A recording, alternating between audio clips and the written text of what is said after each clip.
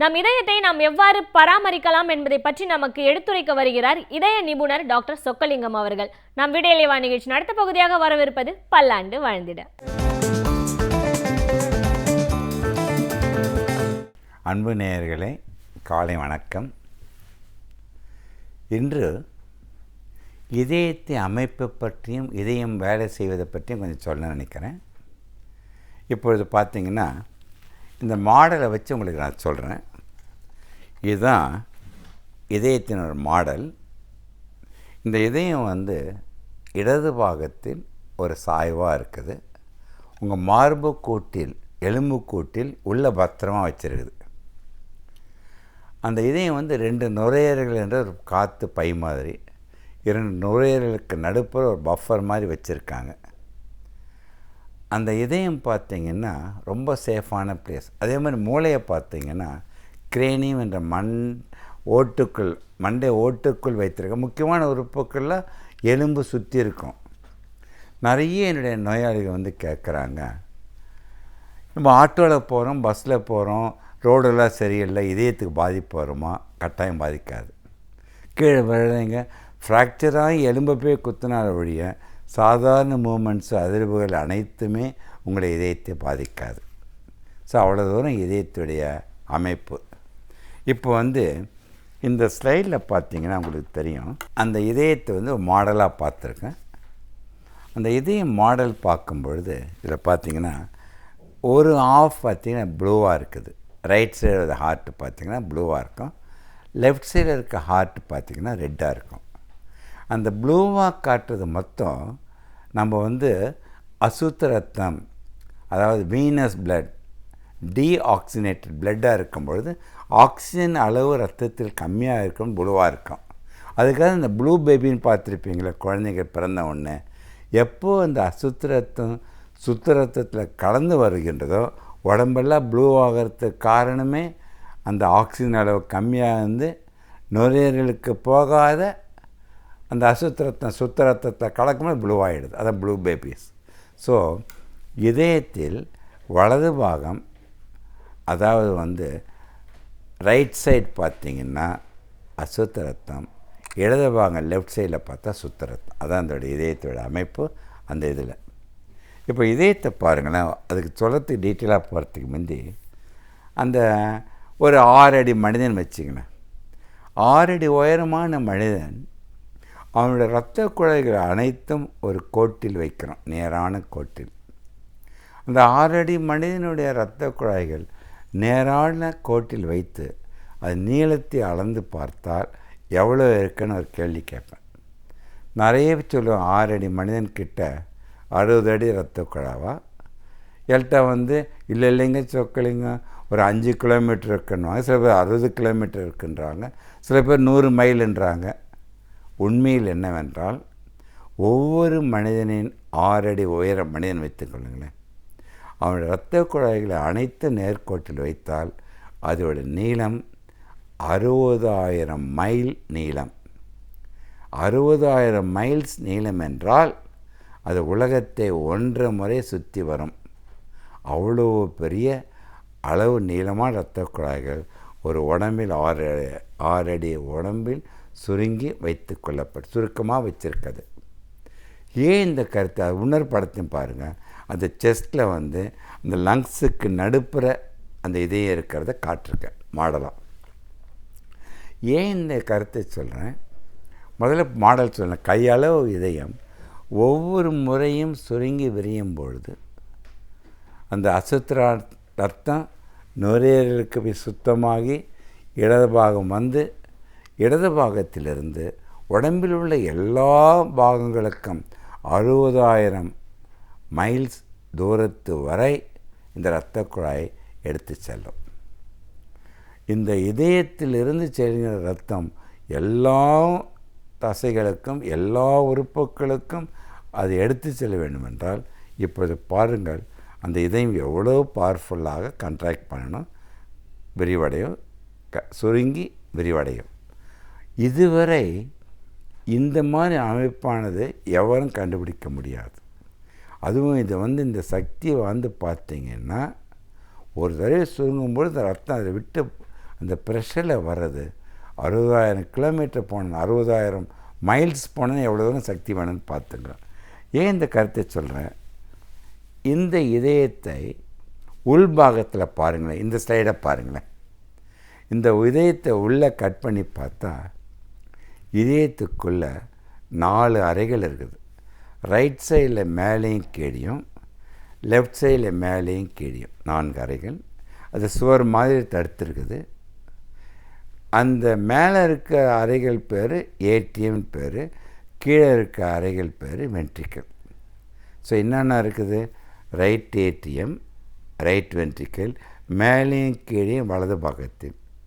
அது அசுத்த ரத்தம். அதில் இருக்கிற ரத்தம் நுரையீரலுக்கு போது சுத்தமாகி அந்த சகப்பாக காட்டுதில்ல, அது இடது பாகத்தில் மேலே இருக்க அறை லெஃப்ட் ஏடிஎம், அது கீழே இருக்கிற அறை லெஃப்ட் வென்ட்ரிக்கல். அங்கேருந்து மகா தமனி என்ற அயோட்டா மூலம் மறுபடியும் 60,000 மைல்ஸ் நீள அளவு இரத்த குழாய்களுக்கு எடுத்துகிட்டு போகுது.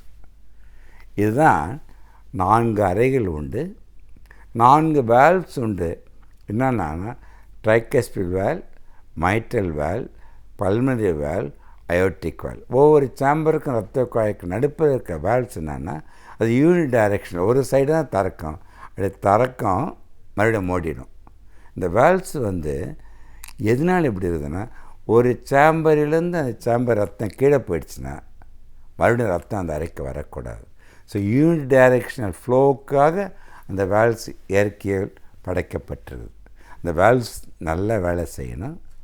அந்த 2 இடது பாகம் வலது பாகத்து நடுப்புற சுவர் மாதிரி இருப்பது ஓட்டைகிட்ட இருக்கவே கூடாது.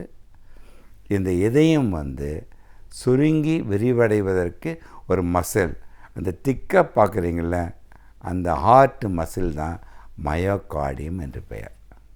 ஸோ மயோகார்டியம் என்பது இதய தசைகள், இதயத்தின் 4 அறைகள், 4 வேல்வ்ஸ் எல்லாம் உங்களுக்கு தெரியும். இதை ஒன்று சொல்கிறேன், மறுபடியும் சொல்ல போகிறேன், மாரடைப்பை பற்றி இல்லை. இந்த 2 சுவர்களுக்கு நடுப்புற ஓட்டை இருந்தால் தான் அது ஏஎஸ்டி பிஎஸ்டி என்று சொல்கிறோம். அப்போ என்ன ஆகிடுது, ஓட்டை இருந்தால் இந்த அசுத்த ரத்தம் சுத்த ரத்தத்தில் கலந்து அது உடனே ப்ளூ பேபியாக மாறிடுது. அப்படின்னா இந்த வேல்வ்ஸ் அடைப்படுறது, வேல்வ்ஸ் சுருங்கமாகவோ அப்ஸ்ட்ரக்ஷனோ விரிவடைவதனால இது 2மே இதயத்தை பெருசாக்கி இதயத்தை செயலழைக்கின்ற சக்தி துவாரங்களாலவோ அது பிறவிலே வரும். வேல்வ் சுருங்கிறதோ விரிவடைவதோ பிறவியில் வர்றதை விட ரொமாட்டிக் ஹார்ட் டிசீஸ்ன்னு வரும். அது மூலம் இதயம் பலம் கம்மியாயிடும், அது வலிமையை இழக்க செய்வதற்கு வாய்ப்புண்டு. ஸோ இது இதயத்துடைய இது. இந்த படத்தை பாருங்களேன், மிக முக்கியமாக இதை பற்றி நான் எல்லாம் சொல்கிறேன். இந்த படத்தில் பார்த்திங்கன்னா இதயம் துடிக்கிறத பார்க்குறீங்க. இதயம் ஒரு நிமிடத்திற்கு 72 முறை துடிக்கிறது. ஒரு நிமிடத்திற்கு 72 முறை என்றால் ஒரு நாளைக்கு 1,00,000 முறை. நான் வாழப்போகின்ற பல வருடங்களுக்கு ஓய்வில்லாமல் துடித்து கொண்டிருக்கின்றது. ஸோ அப்படின்னா 100 வருடம் எவ்வளோ தரம் துடிக்கணும்னு பாருங்கள். அந்த இதய தசைகளுக்கு அந்த ஃபியூவல் என்றது எது கிடைக்குது என்றால், அது சின்ன கோடாக இருக்குது பார்த்தீங்களா இதயத்து மேலே, அந்த படத்து மேலே, அதுதான் கொரோனரி ஆர்ட்ரிஸ். 2-3 மில்லிமீட்டர் ரைட் சைடில் ஒரு கொரோனரி ஆர்ட்ரி, லெஃப்ட் சைடில் கொரோனரி ஆர்ட்ரி. அது இதய தமனிகள் பேர், இதய இரத்த குழாய்கள் பேர். அது மூலம் தான் அதுக்கு வேண்டிய ஆக்சிஜன் குளுக்கோஸ்லாம் கிடைக்குது. அது அடைப்பட்டால் தான் மாரடைப்புன்னு பேர். இதயத்தின் எடை 300 கிராம். அது இதய அமைப்பை பார்த்தா ஒரு மூடிய கையளவு தான் உண்டு, ஒவ்வொருத்தரோட சைஸும். அதனுடைய அமைப்பு ஒரு ஆப்பிள் மாதிரி. இதயத்திற்கு உண்மையாகவே உணர்வுகள் கிடையாது. இது மோஸ்ட் பவர்ஃபுல் மஸ்குலர் பம்பு தான் தவிர. ஆனால் நிறைய பேர் நம்ம ஸ்வீட் ஹார்ட்ன்றோம், ஹார்ட்டி வெல்கம்ன்றோம், ஹார்ட்டி கன்க்ராச்சுலேஷன் இதயத்துடன் நம் மனதை ஒப்பிட்டு பார்க்கின்றோம் தவிர. பட் யாருமே ஸ்வீட் பிரெயினி வெல்கம் சொல்கிறதில்ல. பட் இருந்தாலும் இதயத்திற்கு உணர்வு கிடையாது. பட் உணர்வுகளுக்கு ஏற்றவாறு இதயம் இயங்குகின்ற சக்தியை கூட்டியோ குறைத்தோ இயங்குவதற்கு உண்டு. உண்மையில் உணர்வுகள் இதயத்திலிருந்து அல்ல, அது மாத்திரம் வச்சுங்க. ஸோ இந்த 72 முறை நிமிடத்திற்கு துடிக்கின்ற இதயம் இடைவிடாமல் துடிக்கின்றது. ஒரு மீட்டிங்கில் கேட்டேன், எப்பெல்லாம் இதயம் ஓய்வு எடுத்துக்கொன்னு சொல்லி. சில பேர் தூங்கும்பொழுதுன்றாங்க. தூங்கும்பொழுது ஓய்வு எடுத்துக்கொண்டால் அடுத்த நாள் அவங்க எழுந்திருக்கவே முடியாது. சில பேர் கொரட்டாக விடும் பொழுதும் யான் பண்ணும் பொழுதும் விடும் பொழுதோ தும்பலும் பொழுதோ எந்த நேரமும் இதயம் ஓய்வு கிடையாது. நிறைய பேர் சொல்லுவாங்க இதயம் விரிவடையும் பொழுது ஓய்வுன்றாங்க. இதயம் விரிவடையும் பொழுது தான் அது வேலை 2 மடங்காக ஆகி இதயம் சுருங்குவதற்கு மாற்றிக்கொள்ள அமைத்துக் கொள்கின்றது. இதை இடைவிடாமல் இயங்குகின்ற சக்தியுள்ள இதயத்தை காப்பாற்றுவதும் அவர்கள் கையில் தான் உண்டு. ஸோ கையளவு உள்ள இதயத்தை காப்பாற்றி கொள்ளுகின்ற சக்தி உங்கள் கையில் மட்டும்தான் உண்டு. சமூகத்தில் நடக்கும் பிரச்சனைகளை கண்டு பயந்து ஒதுங்கி விடாமல் அதில் நாம் தெளிவான முடிவை எவ்வாறு எடுக்கலாம் என்பதை பற்றி நமக்கு விளக்க வருகிறார் மனுஷபுத்திரன் அவர்கள். நம் வீடியோலே நிகழ்ச்சியின் அடுத்த பகுதியாக வரவிருப்பது தீதும் நன்றும்.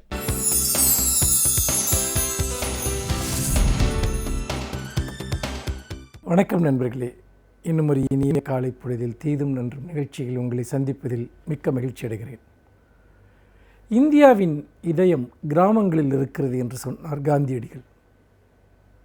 அது மட்டுமல்ல, உழுதுண்டு வாழ்வோரே வாழ்வார், மற்றெல்லாம் தொழுதுண்டு பின் செல்வோர் என்பது தமிழ்மொழி. அப்படிப்பட்ட ஒரு சூழ்நிலையில் விவசாயத்தினுடைய உயர்வை, விவசாயத்தினுடைய மகத்துவத்தை பற்றி இங்கு ஏராளமான விஷயங்கள் சொல்லப்பட்டிருக்கின்றன. ஆனால் இந்த நாட்டில்தான் இன்றைக்கு விவசாயம் என்பது ஒரு பேரழிவை சந்தித்து கொண்டிருக்கிறது. விவசாயிகள் தற்கொலை செய்து கொண்டு இறக்கக்கூடிய ஒரு அவலத்தை நாம் பார்த்து கொண்டிருக்கிறோம். இன்னும் சொல்லப்போனால் இந்தியா முழுக்க கடந்த 15 ஆண்டுகளில் தற்கொலை செய்து கொண்டிருக்கக்கூடிய விவசாயிகளினுடைய எண்ணிக்கை என்பது லட்சங்களில் இருக்கிறது. இது உண்மையிலேயே விவசாயிகளின் மீது நமது பொருளாதார கொள்கையின் மூலமாக தொடுக்கப்பட்ட ஒரு மிகப்பெரிய யுத்தம் என்று சொல்லலாம். அந்த அளவிற்கு விவசாயம் என்பது இன்றைக்கு ஒரு பெரிய பேரழிவை சந்தித்திருக்கிறது. விவசாயிகள் ஒரு பெரிய பேரழிவை சந்தித்திருக்கிறார்கள். இந்த அழிவிலிருந்து அவர்களை எப்படி மீட்பது? விவசாயிகளை மீட்பது என்பது, விவசாயிகளை பாதுகாப்பது என்பது ஒரு சமூகத்தின் எல்லா பிரிவினரும் தங்களை தாங்களே பாதுகாத்துக் கொள்வதாகும். விவசாயம் பாதிக்கப்பட்டால் எல்லா தொழில்துறைகளும் பாதிக்கப்படும், எல்லா தரப்பு மக்களும் பாதிக்கப்படுவார்கள். அந்த அளவில் விவசாயத்தை எப்படி பாதுகாப்பது என்பதற்கான ஒரு மேனிஃபெஸ்டோ, ஒரு கொள்கை பிரகடனத்தை சமீபத்தில் திராவிட முன்னேற்றக் கழகம் வெளியிட்டிருக்கக்கூடிய தேர்தல் அறிக்கையில் சுட்டிக்காட்டுகிறது. இந்த அறிக்கைக்கு பின்னால் இருக்கக்கூடிய உணர்வு என்பது உண்மையில் இந்த தேர்தல் அறிக்கையை வாசிக்கிற போது இதில் பல்வேறு விதமான சமூக தரப்பினருக்கான ஏராளமான விஷயங்கள் பேசப்பட்டிருக்கின்றன என்ற போதும் அதில் பிரதானமாக மையப்படுத்தப்பட்டிருப்பது என்பது, முதன்மைப்படுத்தப்பட்டிருப்பது என்பது விவசாயிகளுடைய நலன், விவசாயத்தினுடைய மேம்பாடு என்று சொல்லலாம். அந்த வகையில் இது ஒரு விவசாயிகளுக்கான ஒரு தேர்தல் அறிக்கை என்று கூட ஒரு சிலர் சொல்லிவிடலாம். அந்தளவிற்கு விவசாயம் சம்பந்தப்பட்ட எண்ணற்ற விஷயங்களை பற்றிய மிக முக்கியமான ஒரு வாக்குறுதிகளையும் கோட்பாடுகளையும் இந்த தேர்தல் அறிக்கை முன்வைக்கிறது. இவை செயல்படுத்தப்பட்டால் தமிழ்நாட்டில் வேளாண்மை மீட்கப்படும், விவசாயிகள் பாதுகாக்கப்படுவார்கள். இந்தியாவினுடைய நெற்களஞ்சியம் என்று சொல்லப்பட்ட தஞ்சை பகுதி என்பது இன்றைக்கு வறட்சியினால் சீரழிந்திருக்கிறது. அங்கு நீர்ப்பாசன முறை என்பது இந்த ஆளுகிற அதிமுக அரசினால் முற்றாக கைவிடப்பட்டதனால், நீர் மேலாண்மை என்பது கைவிடப்பட்டதனால் விவசாயிகள் விவசாயம் செய்வதற்கு தண்ணீர் இல்லாமல் பெரும் அழிவை சந்தித்திருக்கிறார்கள். அதோடு மட்டுமல்ல, விவசாயிகள் விளைவித்த பொருள்களுக்கு உரிய விலை கிடைக்காது, அவர்கள் உற்பத்தி செய்த பொருள்களை சந்தைப்படுத்த இயலாது என்று பல்வேறு விதமான பிரச்சனைகள், இடைத்தரகர்களுடைய மோசடிகள், இப்படி எண்ணற்ற பிரச்சனைகள் இருக்கிற ஒரு சூழ்நிலையில் இந்த எல்லா பிரச்சனைகளையும் ஆய்வு செய்து அதன் அடிப்படையில் விவசாயிகளை பாதுகாப்பதற்கான ஒரு மிகப்பெரிய ஒரு அறிக்கையை, தேர்தல் அறிக்கையை இன்றைக்கு திராவிட முன்னேற்றக் கழகம் வெளியிட்டிருக்கிறது. விவசாயிகள் அனைவரும் மனம் திறந்து கேட்க வேண்டிய, இதை உற்று நோக்க வேண்டிய ஒரு தேர்தல் அறிக்கையாக இது மாறியிருக்கிறது. இந்த தேர்தல் அறிக்கை என்பது இவ்வளவு பெரிய வரவேற்பை பெற்றதற்கு முக்கியமான காரணங்களில் ஒன்று விவசாயம் தொடர்பாக திராவிட முன்னேற்றக் கழகம் இந்த தேர்தல் அறிக்கையில் முன்வைத்திருக்கக்கூடிய கோட்பாடுகளும் திட்டங்களும் தான். முக்கியமாக ஒரு மிகப்பெரிய ஒரு விஷயம், வேளாண்மைக்கென தனி நிதிநிலை அறிக்கை வெளியிடப்படும் என்கிற ஒரு வாக்குறுதியை திராவிட முன்னேற்றக் கழகம் கொடுத்திருக்கிறது. இந்திய அளவிலேயே முதலில் இதை செய்யக்கூடிய ஒரு மாநிலமாக தமிழகம் இருக்கப் போகிறது, திராவிட முன்னேற்றக் கழக ஆட்சி இருக்கப் போகிறது என்பதில் எந்த விதமான சந்தேகமும் கிடையாது. ஏனென்று கேட்டால், உண்மையில் இந்தியாவில் பொது நிதிநிலை அறிக்கைக்கு ஊடாக ரயில்வேக்கு மட்டும்தான், ரயில் போக்குவரத்திற்கு மட்டும்தான் தனி பட்ஜெட் உண்டு. ஆனால் அதைவிட மிக மிக முக்கியமான ஒரு துறை வேளாண்மை. ஆனால் பொது திட்டங்களுக்கு கீழ் விவசாயத்திற்கு கொடுக்கப்படுகிற மானியங்கள், உதவிகள், இது எதுவுமே விவசாயிகளுடைய பிரச்சனையை போதுமான அளவிற்கு பரிசீலிப்பதில்லை, அணுகுவதில்லை என்கிற அடிப்படையில் ஒரு தனி நிதிநிலை அறிக்கையே வெளியிடப்படும் என்று இன்றைக்கு திராவிட முன்னேற்றக் கழகம் ஒரு வாக்குறுதி கொடுக்கிற போது அதன் மூலமாக விவசாயத்தினுடைய பல்வேறு விதமான பிரச்சனைகள் மிக நுண்ணளவில், மைக்ரோ லெவலில் அது பார்க்கப்படக்கூடிய ஒரு சூழல் இன்றைக்கு ஏற்பட்டிருக்கிறது. விவசாய உற்பத்தி, இடுபொருள்களுடைய விலை, விவசாயிகளுக்கு செய்ய வேண்டிய உதவிகள், மானியங்கள், உற்பத்தி பொருட்களை எப்படி விநியோகிப்பது, விற்பனை செய்வது, விவசாயிகளுக்கான உரிய நியாய விலை கிடைப்பது என்று கொள்கை சார்ந்த அத்தனை விஷயங்களையும் தீர்மானிப்பதற்கு, ஒரு ஆண்டில் விவசாயிகள் சம்பந்தமான அத்தனை தேவைகளையும் பற்றி ஒரு ஆழமான பார்வையை முன்வைப்பதற்கு ஒரு தனி நிதிநிலை அறிக்கையே வெளியிடப்படும் என்று சொல்லுகிற போது உண்மையில் விவசாயிகளுடைய அந்த பிரச்சனைகள் என்பது அல்லது விவசாயத்தினுடைய வளர்ச்சி என்பது மாநில அரசினுடைய பொருளாதார நடவடிக்கைகளில் முதன்மையானதாக, முக்கியமானதாக மாற்றப்படுகிறது என்பதை நாம் இங்கே கவனிக்க வேண்டும். அதுதான் இந்த நிதிநிலை அறிக்கையினுடைய மிக ஆதாரமான ஒரு விஷயம். அது மட்டுமல்ல, இதிலே முக்கியமான ஒரு அறிவிப்பு, ஒரு புரட்சிகரமான ஒரு அறிவிப்பு. அதாவது சிறு குறு விவசாயிகள் வாங்கிய பயிர்க்கடன்கள் அனைத்தும் தள்ளுபடி செய்யப்படும் என்று திராவிட முன்னேற்றக் கழகத்தினுடைய இந்த தேர்தல் அறிக்கை கூறுகிறது. கடந்த சில நாட்களாக நாம் வந்த செய்திகளை எல்லாம் பார்த்திருப்போம். விவசாயிகள் வாங்கிய கடன்களை கட்ட முடியாதனால், வங்கிகளினால் அவர்கள் துன்பப்படுத்தப்படுகிற, அவமானப்படுத்தப்படுகிற, காவல்துறையை வைத்து அடிக்கிற காட்சிகள் எல்லாம் இன்றைக்கு செய்திகளாக வெளிவந்தன, காணொளி காட்சிகளாக வெளிவந்தன. இந்த நிலைக்கு மாற்றாக இன்றைக்கு சிறு விவசாயிகள், குறு விவசாயிகளுடைய கடன்கள் முழுமையாக தள்ளுபடி செய்யப்படும் என்று கொடுக்கப்பட்டிருக்கக்கூடிய திராவிட முன்னேற்றக் கழகத்தினுடைய இந்த வாக்குறுதியின் மூலமாக விவசாயிகளை இன்று அழுத்தி கொண்டிருக்கக்கூடிய மிகப்பெரிய அளவிலான இந்த கடன் சுமை என்பது நீக்கப்படுவதன் மூலமாக அவர்கள் ஒரு மிகப்பெரிய விடுதலையை பெறப்போகிறார்கள் என்பதை நாம் இதிலிருந்து பார்க்க முடிகிறது. அதே போல் இன்னொரு விஷயம், நெல் ஒன்றிற்கு குவிண்டாலினுடைய விலை, குறைந்தபட்ச ஆதார விலை 2500 வரைக்கும் வழங்கப்படும் என்கிற ஒரு புரட்சிகரமான அறிவிப்பும் இங்கே வெளியிடப்பட்டிருக்கிறது. அது மட்டுமா, இயற்கை வேளாண்மைக்கு தனிப்பிரிவு. ஏனென்றால் இன்றைக்கு இயற்கை வேளாண்மை என்பது ஒரு மிகப்பெரிய அளவிற்கான ஒரு துறையாக இன்றைக்கு மாறியிருக்கிறது. இயற்கையான நம் நஞ்சூட்டப்பட்ட காய்கனிகள் அல்லது பயிர்களினால் மிகப்பெரிய அளவிற்கு உடல்நலம் சார்ந்த பிரச்சனைகள் ஏற்படுகின்றன என்கிற நிலையில் இயற்கை உணர்வுக்கு மக்கள் திரும்ப வேண்டும் என்பது ஒரு சர்வதேச கோட்பாடாக இன்றைக்கு வளர்ந்து வருகிற ஒரு சூழலில் தமிழகத்தில் இயற்கை வேளாண்மையை ஊக்குவிப்பதற்கான ஒரு புரட்சிகரமான திட்டத்தை, நம்மாழ்வார் பெயரில் அதற்கான ஒரு ஆய்வு மையத்தையே துவங்கப்படும் என்று சொல்லுகிற போது எப்படி நவீன உலகத்தினுடைய பார்வைகளை, அணுகுமுறைகளை திராவிட முன்னேற்றக் கழகத்தினுடைய இந்த தேர்தல் அறிக்கை உள்வாங்கிக் கொண்டிருக்கிறது என்பதை நம்மால் பார்க்க முடிகிறது. அதே போல் இன்னும் முக்கியமான ஒரு விஷயம், வாழை, மஞ்சள், மரவள்ளிக்கிழங்கு, பருப்பு வகைகள், மிளகாய், சிறுதானியங்கள், தேயிலை, எண்ணெய் வித்துக்கள் ஆகியவற்றிற்கான குறைந்தபட்ச ஆதார விலை நிர்ணயிக்கப்பட்டிருக்கிறது.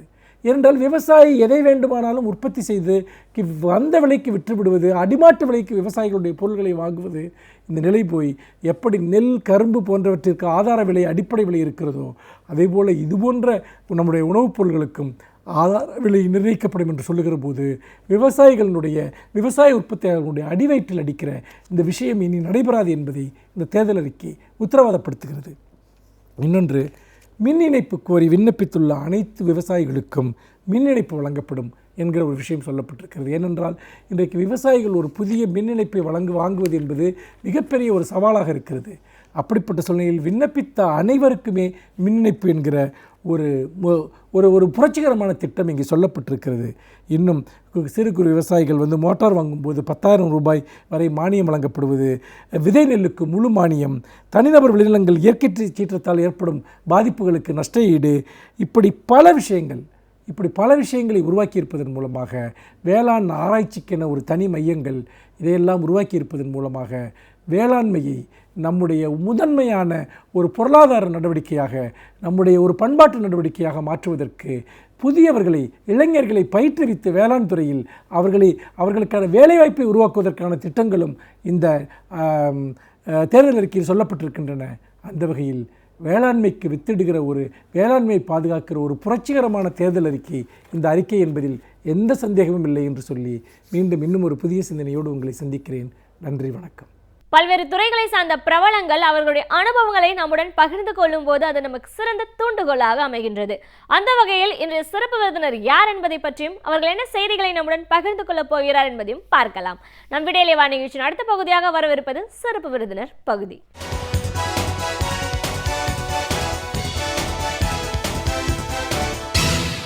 வணக்கம் நேயர்களே, விடியலே வா நிகழ்ச்சியின் சிறப்பு விருந்தினருக்கான நேரம் இது. இன்றைய சிறப்பு விருந்தினர் சமூக ஆர்வலர் திரு அருள்தாஸ்.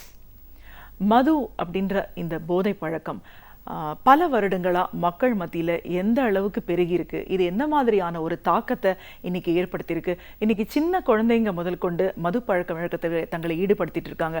அதோட பாதிப்புகள் என்ன, இதை ஒழிக்கணும் அப்படின்னு வரும்போது தலைவர் கலைஞர் அவர்களது தேர்தல் அறிக்கையில் மதுவிலக்கு சார்ந்த விஷயத்துக்கு முக்கியத்துவம் கொடுத்தது. இப்படி பல விஷயங்களை கருத்துக்களை இன்னைக்கு நம்ம அவர்கிட்ட கேட்டு தெரிஞ்சுக்கலாம். வணக்கம் சார். வணக்கம். ஒரு சமூக ஆர்வலராக முதல்ல எங்கள் நிகழ்ச்சிக்கு வரவேற்கிறோம் சார். சமூகம் சார்ந்த நிறைய பிரச்சனைகள் நம்மளுக்கு சுற்றி நடக்கிறத பார்க்குறோம். இன்றைக்கி முதன்மையானது நம்ம பேசக்கூடிய விஷயம் என்னென்னா, போதை மருந்து மது பழக்க வழக்கத்துக்கு உட்படுத்தப்பட்டவர்களோட வாழ்க்கை எந்த அளவுக்கு சீரழிஞ்சு போயிருக்கு. அதனால் ஒரு தனி மனிதனுக்கு மட்டும் பாதிப்பு இல்லை, அந்த குடும்பமே பாதிக்கப்படுது. இளைஞர்கள் சின்ன வயசில் இறந்து போகிற ஒரு சூழல் நம்ம பார்க்குறோம். பெண்கள் இளம் வயதிலேயே விதவைகள் ஆகுறாங்க. இது ஒரு கொடுமை. அப்படின்னா இன்னைக்கு பள்ளி மாணவர்கள் முதல் கொண்டு மது பழக்க வழக்கத்துக்கு அடிமையாக இருக்கிற ஒரு சூழல் வரைக்கும் நம்ம ஒரு உச்சத்துக்கு போயிட்டோம் அப்படின்னு சொல்லலாம். இந்த காலகட்டத்தில் இந்த பழக்க வழக்கத்தை ஒழிக்கணும் அப்படிங்கிறதுக்காக பல நிலைகளில் போராட்டங்கள்லாம் நடந்திருக்கு. அப்படின்னாலும் இப்போ தேர்தல் வரக்கூடிய இந்த சூழலில் திமுக தலைவர் கலைஞர் அவர்களது தேர்தல் அறிக்கையில் முதல் இடம் மது விலக்கிற்கு கொடுத்திருக்கு. மதுவை ஒழிக்கணும் அப்படிங்கிறதுக்கான ஒரு விஷயத்த முதல் கையெழுத்தை போட போகிறோம், அதை சட்டமாக்க போகிறோம்னு சொல்லியிருக்காங்க. அது சார்ந்த பல நிலைகளையும் என்ன மாதிரியான ஒரு மாற்றங்களை ஏற்படுத்தணும் அப்படின்னு சொல்லியிருக்காங்க. இந்த பழக்க வழக்கங்களோட பாதிப்புகள், இதை நீக்கணுங்கிறதுக்கான அவசியம் என்ன, இன்னைக்கு இருக்கிற அரசியல் சூழலில் இந்த மதுவிலக்கு சார்ந்த ஒரு அறிவிப்பு அப்படிங்கிறது மக்கள் மத்தியில் எவ்வளோ தூரம் கொண்டு போய் சேர்க்கும், இப்படி நிறைய விஷயங்களை எங்கள் நேர்களோட நீங்கள் முழுமையாக பகிர்ந்துக்கணும் சார். முதல்ல இந்த மது பழக்க வழக்கம், இதோட பாதிப்புகள் பல வருடங்களா நிறைய பேர் இதுல அப்படியே மூழ்கி போயிட்டாங்க. அதுல இருந்து மீண்டு வரணும்னு நினைக்கிறவங்க கூட அவங்களுக்கு முடியாத அளவுக்கு போறதை பார்க்குறோம். ஸோ வெளியிலிருந்து ஏதோ ஒரு நிர்பந்தம் மூலமா தான் இந்த பழக்க வழக்கத்தை நம்ம ஒழிக்க முடியும். அப்படின்னும் போது இந்த மது பாதிப்புகள் எந்த அளவுக்கு தீவிரமாயிருக்கு சார்? அதாவது இன்றைக்கி தமிழ்நாட்டை பொறுத்த மட்டும் 8 கோடி பேர் இருக்காங்களாம். அதில் 1 கோடி பேர் இன்றைக்கி மது குடிக்கிறாங்க. ஆக்சுவலாக இப்போ உள்ள சூழ்நிலையில் பள்ளியில் படிக்கக்கூடிய மாணவிகள் கூட இன்றைக்கி மதுவினால் அடிமையாகக்கூடிய ஒரு மோசமான சூழ்நிலை இருக்குது. இப்போ தமிழ்நாட்டில் பார்த்திங்கன்னா 6854 டாஸ்மாக் கடை இருக்குன்னா நூலகங்கள் வெறும் 4000 மட்டும்தான் இருக்குது. ஸோ படிக்கக்கூடிய மாணவர்கள் எல்லாம் இன்றைக்கி அரசு குடிக்க சொல்லுது. காமராஜர் அந்த காலத்தில் மாணவர்களை படின்னு சொன்னார். இந்த அரசு மாணவர்களை குடின்னு சொல்லுது. இன்றைக்கி ரேஷன் கடையிலலாம் தெருவுக்கு தெருவு இருக்குதோ இல்லையோ, மது கடைகள் தெருவோ ஃபுல்லாக இருக்குது. இப்படிப்பட்ட மோசமான அவலையில் தான் இன்றைக்கி தமிழ்நாடு அரசு இருந்து கொண்டிருக்கிறது. எங்கள் கிட்டத்தட்ட 30,000 to 40 லட்சம் விதவைகள் இன்றைக்கி தமிழ்நாட்டில் இருக்கிறாங்க. ஆக்சுவலாக அப்போ எத்தனை பேர் செத்துருப்பாங்கங்கிற ஒரு புள்ளி உரத்தை பார்க்கும்பொழுது ரொம்ப அவமானமாக இருக்குது. ஒரு மக்களால் தேர்ந்தெடுக்கப்பட்ட அரசு இன்றைக்கி எதுக்கு முக்கியத்துவம் கொடுக்கணும் அப்படிங்கிற விஷயத்தை தவிர்த்து இன்றைக்கி சாராய கடைக்கும் மது கடைக்கும் இந்த மாதிரி விஷயத்துக்கும் முக்கியத்துவம் கொடுக்கறது உண்மையிலே ரொம்ப வெட்கி தலைகுனிய வேண்டிய ஒரு விஷயம். அதுவும் ஒரு தமிழ்நாட்டில் ஒரு பெண் முதல்வராக இருக்காங்க, 30 லட்சம் பெண்கள் இன்றைக்கி விதவையாக இருக்காங்க. இதெல்லாம் ரொம்ப யோசிக்க வேண்டிய விஷயம்.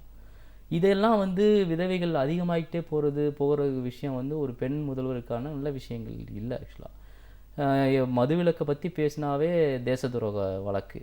இன்றைக்கி மது விலக்கு அப்படின்னு பேசினாவே பாடுனா தேச துரோக வழக்கு, பேசினா தேச துரோக வழக்கு, போராட்டம் நடத்தினா சிறை அடி. இப்படிப்பட்ட ஒரு அபத்தமான தமிழ்நாட்டில் தான் நம்ம ஆட்சி செய்யக்கூடிய நிலையில தான் நம்ம வாழ்ந்துகிட்டு இருக்கோம். ஸோ இதெல்லாம் மாற்றணும். நாங்கள் மது போதைக்கு எதிரான மக்கள் இயக்க சார்பாக 2014 100 நாட்கள் நாங்கள் கன்னியாகுமரியிலேருந்து சென்னை வரைக்கும் 3000 கிலோமீட்டர் நடைபயணமாக நாங்கள் வந்தோம். அப்போ கிட்டத்தட்ட 2000 கிராமங்கள் சந்தித்தோம். அதில் குறிப்பாக நான் வந்து ரெண்டு மாவட்டத்தில் உள்ள கிராமங்களுடைய விஷயங்களை நான் நிச்சயமாக வந்து பகிர்ந்துக்கிறணும். அதில் திண்டுக்கல் மாவட்டத்தில் வக்கம்பட்டிங்கிற ஒரு கிராமத்தில், ஒரே கிராமத்தில் கிட்டத்தட்ட வந்து 60 விதவைகள், ஒரே கிராமத்தில் எல்லாருமே வந்து அன்றாட கூலி தொழிலாளர்கள், வீட்டு வேலை செய்யக்கூடியவங்க, கட்டிட தொழிலாளர்கள், அமைப்பு சாரா தொழில் செய்யக்கூடிய ஆட்கள். அவங்களுக்கு கிடைக்கக்கூடிய அந்த 300 ரூபாய் 400 ரூபாய் வந்து எல்லா கணவர்களும் போய் காலையில் அதிகாலையில் 7 மணிக்கெலாம் போய் குடிச்சிட்டு மொத்த பணத்தையும் அதில் இழந்துட்டு வீட்டுக்கு வந்து மனைவிகளை வந்து அடித்து கொடுமைப்படுத்தி ஒரு மோசமான சூழ்நிலைலாம் பெண்கள்லாம் கதறி அழுகிறாங்க அந்த வக்கம்பட்டிங்கிற கிராமத்தில். கடலூர் மாவட்டத்தில் கச்சிராயப்பாளையங்கிற ஒரு இடத்துல ஒரே கிராமத்தில் கிட்டத்தட்ட வந்து 70 விதவைகள். அதில் வந்து ஒரு வீட்டில் வந்து 8 பேர் வந்து செத்துருக்காங்க. இந்த சம்பவங்கள் எல்லாம் பார்க்கும் பொழுது உண்மையிலே எங்களுக்கெல்லாம் வந்து மனசு வந்து இடம் கொடுக்கல. நம்ம என்ன மாதிரி சமூகத்தில் வாழ்ந்துக்கிட்டு இருக்கோம்.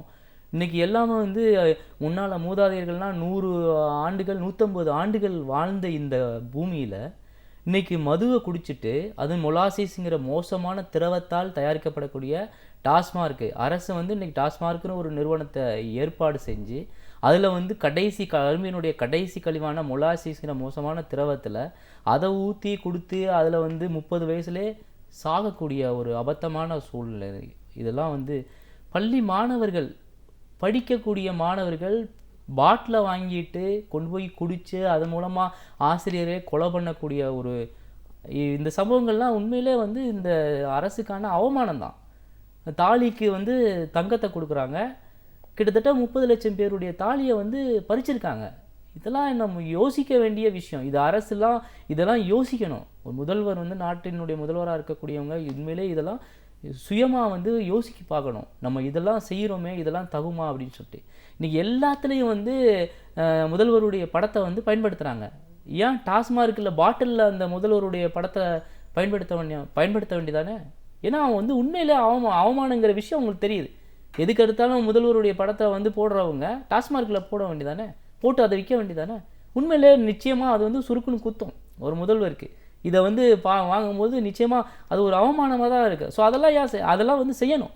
செஞ்சால் தான் அவங்களுக்கு வந்து ஒரு யோசனை வந்து வரும். ஆக்சுவலாக ரெண்டாவது அதுக்கடுத்து பார்த்தீங்கன்னா, நீங்கள் வந்து தமிழ்நாட்டில் இன்றைக்கி வந்து மதுவுக்கு எதிரான போராட்டங்கள் வந்து ரொம்ப தீவிரமாக நடந்தது. ஆக்சுவலாக அந்த போராட்டத்தினுடைய விளைவு தான் வந்து இன்றைக்கி வந்து மதுவிலக்கை பற்றி அனைத்து கட்சிகளும் பேசக்கூடிய ஒரு நிர்பந்தம் இருக்குது. ஆக்சுவலாக இன்றைக்கி வந்து மது வந்து எவ்வளோ பெரிய ஆபத்தான விஷயம் அப்படிங்கிற இதில் பார்த்தீங்கன்னா எல்லா நபர்களுக்கும் தெரியுது ஆக்சுவலாக. ஆனால் அரசுக்கு தெரியலை அப்படிங்கிற ஒரு வேதனான வருத்தம் தான் இருக்குது. ஆக்சுவலாக இன்றைக்கி வந்து மாணவர்கள், மாணவிகள், இளைஞர்கள், பெரியவர்கள், பெண்கள் எல்லாருமே குடிக்கிறாங்க அப்படின்னு சொல்லும் பொழுது இந்த அரசு வந்து எல்லாத்தையும் குடிக்க வைக்கிறது தான் அரசா அப்படிங்கிற ஒரு கேள்வி வந்து எங்களை போன்ற இளைஞர்கள் மத்தியில் எழுகிறது. ஆக்சுவலாக மதுவுக்கு எதிராக போராட்டங்கள் வந்து ரொம்ப தீவிரமாக நடந்துட்டு இருக்கும் பொழுது ஒரு முதல்வராக இருக்கக்கூடியவங்க, மக்கள் மீது அக்கறை கொள்ளக்கூடக்கூடியவங்க, மக்களை பற்றி சிந்திக்கிறோன்னு சொல்லக்கூடியவங்க, மக்களின் முதல்வர் என்று சொல்லக்கூடியவங்க நிச்சயமாக வந்து போராட்டம் நடக்கும் பொழுது அந்த போராட்டத்தினுடைய வந்து தாக்கத்தை புரிந்து கொண்டு அந்த மதுவிலக்கை அமல்படுத்துவதற்கான வேலைகளை வந்து செஞ்சுருக்கணும். அப்போ தான் நிச்சயமாக மக்கள் மீது அக்கறை உள்ள முதல்வர் என்று சொல்ல முடியும். ஆனால் அதை பற்றியெல்லாம் எதுவும் வந்து செய்யலை, சொல்லலை, பேசலை. ஒரு மதுவுக்கு எதிராக மது ஒழிப்பு வந்து தீவிரப்படுத்தணும், மதுவிலக்கை கொண்டு வரணுங்கிறக்காண்டி எங்களோட பயணித்தவர், எங்களுக்கெல்லாம் வழிகாட்டியாக இருந்தவர் காந்தியவாதி ஐயா சசிபெருமாள் அவர்கள். அவர் வந்து மதுவிலக்கு கொண்டு வரணுங்கிறதுக்காண்டி தன்னுடைய 60 வயதில் ஒரு டவர் மேலே ஏறி போராட்டம் நடத்தினார். ஆனால் அந்த போராட்டத்தினுடைய விளைவாக வந்து அவர் டவர் மேலே ஏறின அவருடைய உயிரை வந்து நிச்சயமாக வந்து காப்பாற்றிருக்கலாம். ஆனால் வேணும்னே திட்டமிட்டு அவரை கொலை செய்ததுக்கான வேலைகளை வந்து செய்த இந்த அரசு, அவர் இறந்த பின்னால் தமிழ்நாடு முழுவதும் போராட்டங்கள் வெடிக்குது, பத்தி எரியுது. எல்லா எதிர்கட்சி நபர்களும் அரசியல் கட்சி தலைவர்களும் வந்து குரல் கொடுக்குறாங்க. அவருடைய போராட்டத்தினுடைய அந்த இதுக்கு வந்து விசாரணை வேணும்னு சொல்கிறாங்க. ஆனால் வந்து ஒரு இரங்கல் கூட தெரிவிப்பதற்கான ஒரு வக்கற்ற அரசு தான் இந்த தமிழ்நாடு அரசு ஆக்சுவலாக. கண்டிப்பா சார். மது பழக்க வழக்கம் எவ்வளோ தூரம் ஒரு பாதிப்பை ஏற்படுத்தினா பள்ளி மாணவர்கள், அதுவும் குறிப்பாக பெண்கள் முதற்கொண்டு மாணவிகள் முதற்கொண்டு அந்த குடிப்பழக்கத்துக்கு இப்போ அடிமையாகிற ஒரு மோசமான ஒரு சூழல் தான். சசிபெருமாள் மரணம் பற்றி சொன்னீங்க. அந்த அந்த நிகழ்வுக்கு முன்னாடி இந்த விஷயத்தை விளக்கணும் அப்படிங்கிறதுக்காக முதல் குரல் கொடுத்தவர் திமுக தலைவர் கலைஞர் அவர்கள் தான். இந்த விஷயத்தை நம்ம பேசும்போது தேர்தல் அறிக்கையில் மதுவிலக்கு கொண்டு வருவோம், அதை சட்டமாக்குவோம் அப்படிங்கிறத முதல் அறிக்கையாக சொல்லியிருக்காரு. இப்படிப்பட்ட ஒரு சூழல்ல தேர்தல் அறிக்கையில் மதுவிலக்கு இடம்பெற்றதை பற்றி நீங்கள் என்ன நினைக்கிறீங்க? எங்களை பொறுத்த மட்டும் திமுகவுடைய தேர்தல் அறிக்கையில் வந்து மதுவிலக்கு இடம்பெற்றது வந்து ஒரு வரவேற்கத்தகுந்த விஷயம். சசிபெருமாள் ஐயா இருக்கும் பொழுது அப்போவே திமுக தலைவர் கருணாநிதி அவர்கள் மதுவிலக்கு பற்றி பேசிய பொழுது உடனடியாக வந்து சசிபெருமாள் ஐயா உட்பட நான் அவரோடு இன்னும் 4 பேர் சேர்ந்து வந்து அவரை வந்து அவருடைய வீட்டிலே சந்தித்து இந்த இது பற்றி பேசியதற்காக நாங்கள் வந்து நன்றிகள் தெரிவித்தோம் ஆக்சுவலாக. அதன் பின்புவாக தொடர்ச்சியாக தமிழ்நாடு முழுவதும் போராட்டங்களை திமுக வந்து நடத்தியது. தொடர்ச்சியாக அங்கங்கு மகளிர் அணி தலைவி உட்பட பலர் நபர்கள், திமுகவுடைய நபர்கள் அது குறித்து பேசி வந்தார்கள். மு.க. ஸ்டாலின் அவர்களும் பேசி வருகிறார்கள், இப்பொழுதும் பேசி வருகிறார்கள். ஆனால் இன்றைக்கு முக்கிய எதிர்க்கட்சியாக இருக்கக்கூடிய திமுக அவங்களுடைய தேர்தல் அறிக்கையில் இது இடம்பெற்றிருக்குது. நிச்சயமாக ஆட்சிக்கு வரும்பொழுது இதை நிச்சயமாக நாங்கள் வந்து சட்டத்தை ஏற்றுவோம், மறுவாழ்வு வந்து மையங்களை ஏற்படுத்துவோம், முழுவதுமாக பூரண மதுவிலக்கை கொண்டு வருவோம் சொல்லுகிற விஷயம் வந்து எங்களை போன்ற போராடக்கூடிய தொடர்ச்சியாக மதுவிலக்காண்டி போராடக்கூடிய நபர்களுக்கு அது ஒரு எக்ஸ்ட்ரா ஒரு நல்ல ஒரு வரவேற்புக்கான ஒரு முயற்சியாக தான் நாங்கள் வந்து பார்க்குறோம் ஆக்சுவலாக. மதுவிலக்கு பற்றி பேசும்போது, அதோட போராட்டங்கள் நடக்கும்போது சட்டமன்றத்திலேயே மதுவிலக்கு கொண்டு வரதுக்கான வாய்ப்பு இல்லைன்னு சொன்னவங்க இப்போ தேர்தல் பிரச்சாரத்தின் போது ஜெயலலிதா அவர்கள் மதுவிலக்கை படிப்படியாக கொண்டு வருவோம்னு சொல்லியிருக்காங்க. இது எந்த அளவுக்கு மக்கள் மத்தியில் போய் சேரும்? மக்கள் இதை எப்படி ஏற்றுப்பாங்க? எங்களை பொறுத்த மட்டும் சசிபெருமாள் ஐயா வந்து மரணத்தின் போது அவருடைய மரணத்தை வந்து கொச்சைப்படுத்திய அரசு தான் இந்த அரசு. அவர் வந்து உயிரிழந்து அவருடைய வந்து பிணம் வந்து அவர் வீட்டில் இருக்கும் பொழுது அதற்கு எதிராக தமிழ்நாடு முழுவதும் போராட்டங்கள் நடந்த பொழுது அவருடைய உயிர் தியாகத்தை, மதுவிலக்குக்காக ஒரு மனிதர் 60 வயதில் தன்னுடைய உயிரை இழந்தார். அந்த உயிரை இழந்ததனுடைய விளைவாக தமிழ்நாடு முழுவதும் போராட்டங்கள் வெடித்த பொழுது அந்த உயிரை வந்து கொச்சைப்படுத்தி அவருடைய தியாகத்தை வந்து அவமானப்படுத்தி பேசிய அரசு தான் இந்த அரசு. அவர் இறந்த பொழுது கூட ஒரு வார்த்தைக்காக ஒரு இரங்கல் செய்தி கூட இந்த அரசு தெரிவிக்கவில்லை. சட்டமன்றத்திலே அதனுடைய அமைச்சராக இருந்தவர் நத்தம் விஸ்வநாதன் அவர், மதுவிலக்குத்துறை அமைச்சர். மதுவிலக்கே கிடையாது, ஆனால் மதுவிலக்குத்துறை அமைச்சர். ஆனால் அவர் வந்து அது சாத்தியமே இல்லை என்று ஆணைத்தனமாக அடித்து சொன்னவர். அப்படி சொன்னவர் திடீரென்று அதனுடைய தமிழ்நாடு முதல்வர் அவர்கள் நாங்கள் வந்து தேர்தலுடைய பிரச்சாரத்திலே நாங்கள் ஆட்சிக்கு வந்தால் மதுவிலக்கு படிப்படியாக அமல்படுத்தப்படும் என்று இன்றைக்கு வந்து தேர்தல் பிரச்சார பரப்புரையிலே சொல்லியிருக்கிறார். எங்களை பொறுத்த மட்டும் ஒரு மனிதர் உயிரிழந்திருக்கிறார், அதுக்கான இரங்கல் தெரிவிக்கவில்லை. அதுவும் வந்து ஆட்சியிலே 5 ஆண்டுகள் இருந்துவிட்டு பல போராட்டங்கள், நந்தினி உட்பட கோவன் பாடியதற்காக, மதுவிலக்கு பற்றி பாடியதற்காக கோவன் வந்து கைது செய்யப்பட்டு சிறையில் அடைக்கப்பட்ட விஷயம். சமீபத்திலே பிப்ரவரி மாதத்திலே மக்கள் அதிகாரம் அமைப்பு வந்து ஒரு மது ஒழிப்பு மாநாடு நடத்தியதற்காக வந்து அதை பற்றி பேசியதற்காக 6 பேர் மீது, ஆனந்தி அம்மாள் உட்பட 6 பேர் மீது தேச துரோக வழக்கு. ஸோ பாடினால், பேசினால், போராட்டம் நடத்தினால், எதற்கெடுத்தாலும் சிறை என்று சொல்லக்கூடிய இந்த அரசு திடீரென்று, அதுவும் வந்து எலெக்ஷன் டேட்டெல்லாம் வந்து அனௌன்ஸ் பண்ண பிறகு தேர்தல் பரப்புரையிலே மதுவிலக்கு வந்து நாங்கள் வந்து ஆட்சிக்கு வந்தால் படிப்படியாக மதுவிலக்கு அமல்படுத்துவோம் என்று சொல்லுவது உண்மையிலேயே நகைப்புக்குரியது. மக்கள் வந்து ஒரு தெளிவாக இருக்கிறார்கள். ஆட்சியில் இருந்துவிட்டு, ஆட்சியிலே அதிகாரத்தில் இருந்துவிட்டு அதை செய்ய தவறிவிட்டு இப்பொழுது ஆட்சி முடிவுக்கு வருகிறது, அடுத்து முடிவு கட்டத்தின் இறுதிக்கு வரும் பொழுது நாங்கள் இதை செய்வோம் என்று சொல்லக்கூடியது மக்கள் யாரும் ஏற்றுக்கொள்ள மாட்டார்கள். இயக்கங்களும் இவர்களை நம்புவதற்கான அறிகுறிகளும் கிடையாது. ஆக்சுவலாக உண்மையிலே ஒரு முதல்வர், மக்களின் மேல் அக்கறை உள்ள முதல்வர் ஆட்சிக்கு வந்த ஒரு வருடங்களுக்குள்ளாகவே இதை வந்து நிச்சயமாக செய்திருக்க வேண்டும். செய்யாத பட்சத்தில் கடைசியினுடைய அந்த உச்ச மோசமான சூழ்நிலைக்கு தன்னுடைய ஆட்சியை பறிபோகின்ற வேளையிலே அடுத்த ஆட்சிக்கு வருவோமா என்ற கேள்விக்குறியின் சந்தேகத்தின் அடிப்படையிலே இது செய்வதுங்கிறது நிச்சயமாக மக்கள் மத்தியிலே இது எடுபடாது. அதற்கான மக்கள் வந்து நல்ல பாடத்தை பூட்டுவதற்கு தயாராகிவிட்டார்கள். இந்த தேர்தலிலே மதுவிலக்கு தான் ஒரு பிரதான கோரிக்கையாக, பிரச்சனையாக இன்றைய உடைய சட்டமன்ற தேர்தலிலே எதிரொலிக்கப் போகிறது என்பதில் எந்த மாற்று கருத்தும் கிடையாது. நிச்சயமா 2016 சட்டமன்ற தேர்தல் வரக்கூடிய இந்த நேரத்துல திமுக தேர்தல் அறிக்கையை பத்தி பலதரப்பட்ட மக்களும் ரொம்ப வரவேற்கத்தக்க விஷயங்கள் இதில் இருக்கு அப்படின்னு சொல்லியிருக்காங்க. அதுல முதன்மையானது மதுவிலக்கு இருக்கு அப்படின்னும் போது மக்கள் நலம் சார்ந்த எந்த மாதிரியான ஒரு திட்டங்கள்லாம் இந்த அறிக்கையில இடம்பெற்றது, அதை உங்களோட பார்வையில நீங்க எப்படி பார்க்கறீங்க? என்னுடைய பார்வையில வந்து திமுகவுடைய தேர்தல் அறிக்கை, இந்த தேர்தல் அறிக்கை வந்து மற்ற தேர்தல் அறிக்கையை காட்டிலும் ரொம்ப வித்தியாசமான தேர்தல் அறிக்கை. அது குறிப்பாக வந்து மதுவிலக்கு வந்து அது பற்றி சொன்னது. அதன் பின்பு வந்து மதுவிலக்குக்காக சட்டங்கள் இயற்றப்படுவது, அப்புறம் மறுவாழ்வு மையங்கள் ஏற்படுத்தப்படுவது, இன்னொன்று வந்து விவசாயிகளுடைய கடன் முழுவதுமாக ரத்து செய்யப்படுவது, அப்புறம் வந்து கல்வி கடன் ரத்து செய்யப்படுவது, அப்புறம் இந்த பால் விலை சம்பந்தமான அந்த விஷயங்கள், இதெல்லாம் வந்து சிறப்பு அம்சங்கள் இந்திய தேர்தல் அறிக்கையிலே இடம்பெற்றிருக்கிறது. உண்மையிலே நாங்கள் இதெல்லாம் வந்து இந்த மாதிரி மக்கள் சார்ந்த விஷயங்கள் எல்லாம் இடம்பெற்றிருப்பது நாங்கள் உண்மையிலே வரவேற்கிறோம். நமக்கு நாமே சுற்றுப்பயணம் கிட்டத்தட்ட ஓராண்டு காலம் அது தொடர்ந்துச்சு. இப்போ தேர்தல் பிரச்சாரத்திற்காக அவர் மாவட்டங்கள் தோறும் போறாங்க அப்படின்னும் போது ஒரு சமூக ஆர்வலரா சமூகத்துல நல்ல விஷயங்கள் எல்லாருக்கும் சமமா கிடைக்கணும் அப்படின்னு நினைக்கிறவங்க மத்தியில இந்த சுற்றுப்பயணம் எப்படிப்பட்ட ஒரு தாக்கத்தை ஏற்படுத்தி? என்னை பொறுத்த மட்டும் இப்போ திமுகனுடைய கட்சியினுடைய பொருளாளர் ஸ்டாலின் அவர்கள் தமிழ்நாடு முழுவதும் சுற்றுப்பயணம் செஞ்சது. நாங்கள் எங்களுடைய அமைப்பில் இருந்தோ எங்களுடைய இயக்கத்தில் இருந்தோ நாங்கள் வந்து பேசினோம். காரணம் என்னென்னா, இன்றைக்கு வந்து ஒவ்வொரு தொழிலாளர்களை, அது உப்பள தொழிலாளர்கள் இருக்கட்டும், இல்லை அது வந்து விவசாயிகளாக இருக்கட்டும், இல்லை அமைப்பு சாரா தொழிலாளர்கள் இருக்கட்டும், எல்லாரையும் போய் நேரடியாக களத்தில் போய் சந்திக்கிறதுங்கிறது வந்து ஒரு புது சிந்தனை, புதுவிதமான முயற்சி. அது உண்மையிலே வந்து பாராட்டக்கூடியது, வரவேற்கத்தக்கக்கூடியது.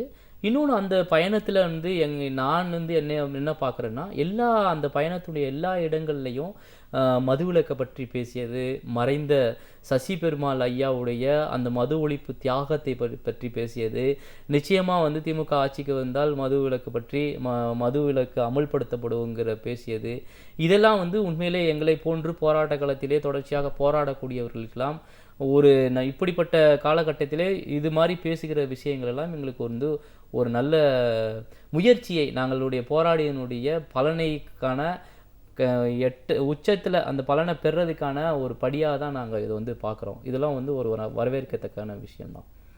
தேர்தல் வரக்கூடிய இந்த ஒரு சூழல்ல மக்களோட ஒவ்வொரு வாக்கும் ரொம்ப முக்கியமானது. இன்னைக்கு வந்து நிறைய கட்சிகள் பலவிதமான ஒரு கூட்டணி அப்படின்லாம் நம்ம பார்த்தாலும், பொதுவாக ஒரு குடிமகன் அப்படிங்கிற முறையில் நாட்டோட நலன் சார்ந்த விஷயங்களை மக்கள் மனசில் வச்சு ஓட்டு போடணுங்கிறதுக்கான அவசியம் என்ன? இன்னைக்கு நிறைய இளைஞர்கள், புதிய வாக்காளர்கள்லாம் இடம்பெற்றிருக்கிற இந்த நேரத்தில் வாக்காளர்கள் எதை கவனத்தில் வச்சு ஓட்டு போடணும்? வாக்காளர்கள் எனக்கு தெரிஞ்சு இன்றைய காலகட்டத்தில் வந்து புதிய தலைமுறை வாக்காளர்கள்னால் ஒரு மாற்றத்தை விரும்புகிறாங்க. ஒரு நல்ல தலைவர்கள் வந்து நல்ல தலைவர்களை தேடிக்கொண்டிருக்கிறார்கள். இன்றைக்கு உள்ள காலகட்டத்தில் இன்றைக்கி மதுங்கிற விஷயம் மிகப்பெரிய முக்கிய பிரச்சனையாக வந்து தமிழ்நாட்டில் வந்து இருக்குது. ஆக்சுவலாக அது பள்ளி மாணவனில் முதற்கொண்டு பெரியவர்கள் வரைக்கும் அதில் வந்து கடுமையாக பாதிக்கப்பட்டிருக்காங்க. அதில் பெண்கள் வந்து ரொம்ப கடுமையாக வந்து பாதிக்கப்பட்டிருக்காங்க. ஒவ்வொருடைய பெண்களுடைய அந்த அழுகுரல் நிச்சயமாக இந்த தேர்தலில் வந்து மிகப்பெரிய ஒரு இதாக வந்து எதிரொலிக்குங்கிறதுல எந்த மாற்று கருத்தும் கிடையாது. அந்த மது இன்னைக்கு இவ்வளவு பெரிய ஒரு மோசமான ஒரு சூழ்நிலையை தமிழ்நாட்டில் வந்து இன்னைக்கு உருவாக்கி இருக்கிறதுக்கு ஒவ்வொரு பெண்களும் வந்து இந்த மதுவிலக்கை யார் கொண்டு வருவாங்கங்க அப்படிங்கிறத எதிர்பார்த்துட்டு இருக்காங்க. அப்படி கொண்டு வரக்கூடியவங்களுக்கு தான் அவருடைய வாக்கு இருக்க போகுதுங்கிறது தான் ஒரு முக்கியமான விஷயம். இன்னொன்று வந்து இளைய தலைமுறையினர் வந்து ஒரு நல்ல தலைவர்களை வந்து இன்றைக்கி வந்து தேடுறாங்க. அந்த நல்ல தலைவர் யாருங்கிற விஷயத்த இந்த தேர்தலில் வந்து அவங்க வந்து செலுத்த போகிறாங்க. நல்ல சிந்தனையோட, புதிய சிந்தனையோட, மக்கள் சார்ந்த மக்களுடைய பிரச்சனைகளை மையப்படுத்தி மக்களுக்காக வேலை செய்யக்கூடியவர்களுக்கு தான் நிச்சயமாக இந்த தேர்தலில் வந்து இந்த ஒட்டுமொத்த நபர்களுடைய வாக்கு வந்து இருக்க போகுது. திமுகவினுடைய பொருளாளர் ஸ்டாலின் அவர்கள் நமக்கு நாமே சுற்றுப்பயணத்தில் வந்து நிறைய விஷயங்கள், புது விஷயங்கள், தொழிலாளர்களை, விவசாயிகளை, அது போக அமைப்பு சாரா தொழிலாளர்களை, இவங்களெல்லாம் நேரடியாக களத்தில் போய் மக்களோட மக்களாக அவங்களுடைய இடத்துல தங்கி அவங்களுடைய பிரச்சனைகளை கேட்டு அதற்கான சொல்யூஷன் தீர்வுகளை நிச்சயமாக ஆட்சிக்கு வரும்போது செய்வோம் அப்படிங்கிற சொன்னதெல்லாம் வந்து ஒரு புதிய முயற்சி, ஒரு மாற்று சிந்தனை உள்ள மாற்று கருத்தை முன்வைத்து ஒரு கட்சி தலைவர் கட்சியினுடைய நிர்வாகியாக இருந்து இதெல்லாம் செய்யக்கூடிய விஷயங்கள்லாம் உண்மையிலே பாராட்டத்தக்கக்கூடிய விஷயங்கள். ஏன்னா எனக்கு தெரிஞ்சு உப்பள தூத்துக்குடி மாவட்டத்தில் உப்பள தொழிலாளர்களை போய் நேரடியாக சந்தித்த விஷயத்த அந்த தொழிலாளர்களெல்லாம் வந்து சொன்னாங்க. அதுபோல் வந்து ஒவ்வொருடைய கூட்டத்திலையும் எல்லா மாவட்டங்கள்லேயும் மதுவிலக்கு அது இன்றைக்குடைய தேவை, மதுவால் பாதிக்கப்படக்கூடிய விஷயங்கள், காந்தியவாதி ஐயா சசி பெருமாளுடைய மரணத்தினுடைய அந்த தியாகத்தை, அந்த மதுவிலக்குக்காண்டி வந்து இறந்தவருடைய தியாகத்தை எல்லா கூட்டங்கள்லையும் வந்து பேசின விஷயங்கள். அது போக வந்து இன்றைக்கு என்னென்ன விஷயங்கள்லாம் வந்து நிச்சயமாக நாங்கள் அடுத்த ஆட்சிக்கு வரும்பொழுது செய்வோம் அப்படிங்கிறவுடைய வாக்குறுதிகள், மனுக்கள் மட்டுமே பல லட்சக்கணக்கான மனுக்களை வந்து வெவ்வேறு தொழில் ரீதியாக கலெக்ட் பண்ண விஷயங்கள். அதுக்கப்புறம் வந்து மக்கள்கிட்ட வந்து நெருங்கி பேசக்கூடிய ஒரு தன்மைகள், இந்த விஷயங்கள்லாம் வந்து ஒரு புதிய அணுகுமுறை. இதெல்லாம் வந்து யாருமே செய்யக்கூடியாத ஒரு அணுகுமுறை.